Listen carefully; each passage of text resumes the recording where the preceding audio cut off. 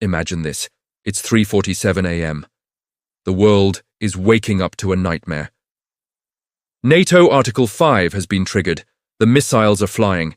In millions of homes across America, panic is the new currency. People are screaming, scrambling, running to their cars, driving blindly into gridlock that will become their tombs. But not you. You see, while they are reacting, you are executing. While they are victims of the chaos, you are the master of your environment. You didn't wait for the siren, you saw the signs. And for you, the first 24 hours of World War III isn't a tragedy, it's a checklist. Welcome to the survival blueprint for day 0. This isn't about fear, it's about physics, psychology, and preparation. Today, we aren't just telling you what will happen, we are telling you exactly how to survive it. The Golden Hour Protocol. The most dangerous weapon in a nuclear war isn't the bomb, it's the crowd. The moment the news breaks, you have exactly 60 minutes, the golden hour, before the thin veneer of civilization cracks. Minute 0 to 15, the information lockdown. Do not post on Facebook, do not call your aunt to gossip. Every second you spend on social media is a second you lose in the real world. Your first move? Verify.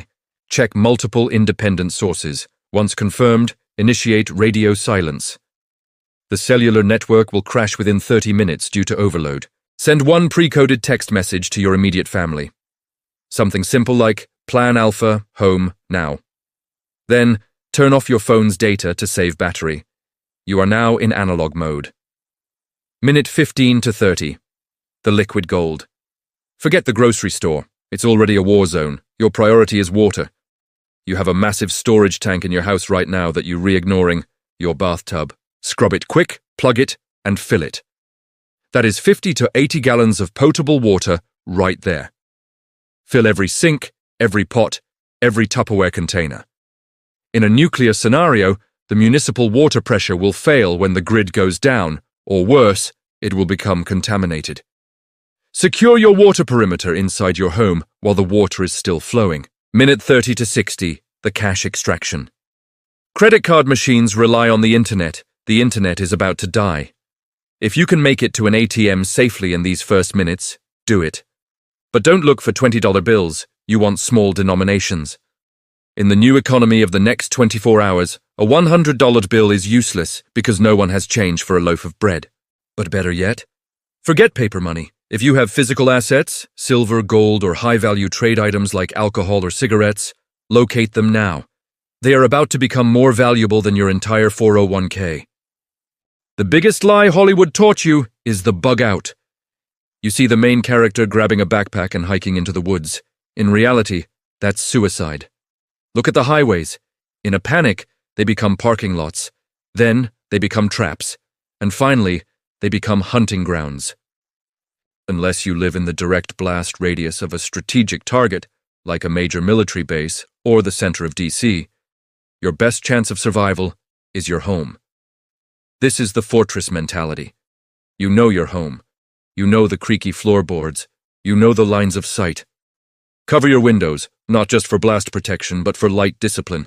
At night, a lit window is a target. It screams, I have supplies, to the desperate mob outside. Use heavy blankets, cardboard, mattresses. Create a safe room. Ideally a basement or an interior room with no windows. This is your shield against fallout. The more mass between you and the outside radiation, the better. Stack books, furniture, even water containers against the walls. Mass stops gamma rays. The pharmacy shelves will be stripped in 10 minutes. If you are diabetic, if you have a heart condition, and you waited until today to refill your prescription, you are in serious trouble. But for the rest of us, we need to think about the shadow medical kit. In a high-stress, unsanitary environment, infection kills faster than radiation. Do you have antibiotics?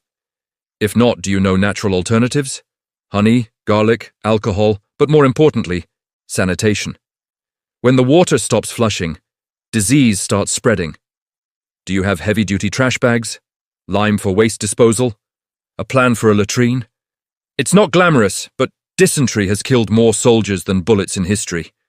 Don't let it kill your family in your living room. The psychology of the neighbor. This is the hardest pill to swallow, the nice guy next door who let you borrow his lawnmower. In 24 hours, if his kids are starving and he smells your cooking, he is not your neighbor anymore. He is a biological organism fighting for survival.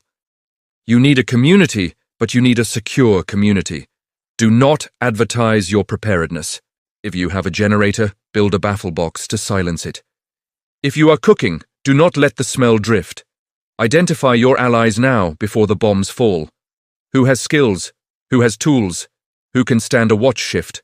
A lone wolf dies, a pack survives. But you must choose your pack carefully. Nightfall on day 1 will be the darkest night of your life. The streetlights are out, the internet is dead. The silence will be punctured by sirens and gunshots.